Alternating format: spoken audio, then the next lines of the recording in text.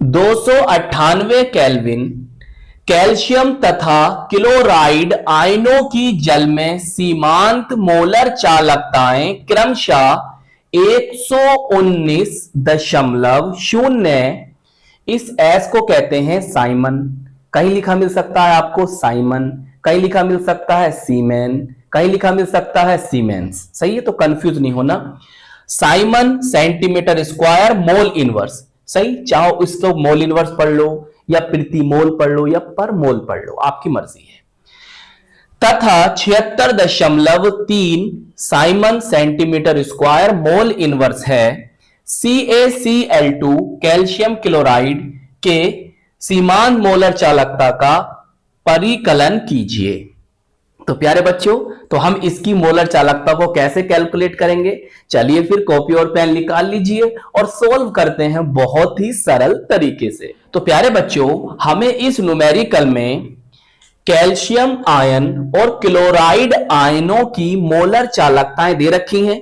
हमने यहां पर इनको इस तरह से लिख दिया। सही, और हमें CaCl2 की सीमांत मोलर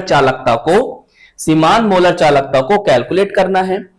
यहां पर देखो प्यारे बच्चों, ये लिखा है लैम्डा m, ये इस तरह से भी लिखा मिल सकता है आपको। सही है, ये कैपिटल लैम्डा है, इस तरह से भी लिखा मिल सकता है।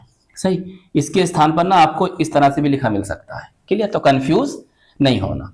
अब कैसे करेंगे भाई? कोलराउश का नियम हम जानते हैं कि जो CaCl2 की मोलर चालकता है वो इसमें उपस्थित धनायन और ऋणायन की मोलर चालकताओं के योग के बराबर होगी।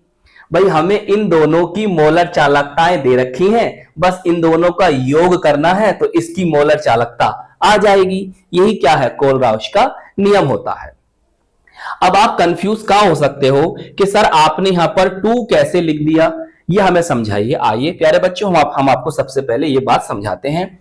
देखो प्यारे बच्चों, ये CaCl2 सही है, जब इसका आयनन होगा, वियोजन होगा, मतलब ये अपने आयनों में टूटेगा, तो यहां से आपको बनेंगे कैल्शियम आयन और यहां से बना क्लोराइड आयन। अब बताओ ये कितने हैं? सर ये 2 हैं, तो बस यहां पर 2 आएंगे, तो इसलिए हमने यहां पर 2 लगाया है। मतलब CaCl2 में 2 क्लोराइड आयन हैं, तो इन दोनों की मोलर चालकता भी आपको लिखनी पड़ेगी।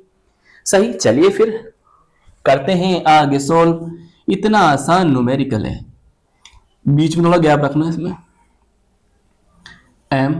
CaCl2 बराबर, देखो भाई इसकी दे रखी है हमें 119.0, तो 119 ही लिखो भाई, प्लस गुणा करनी पड़ेगी 2 से।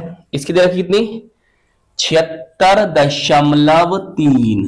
सही बच्चों, इसकी गुणा करोगे कितना आ जाएगा?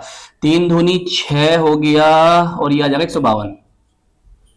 सही, अब इन्हें आपस में जोड़ दोगे कितना बन जाएगा? 271.6। यही इस न्यूमेरिकल का आंसर होगा। बताइए कितना प्यारा, कितना आसान न्यूमेरिकल था बच्चों। समझ में आ गया या नहीं आया? चलिए इसका मात्रक लिख दो, Simon centimetre square mole inverse.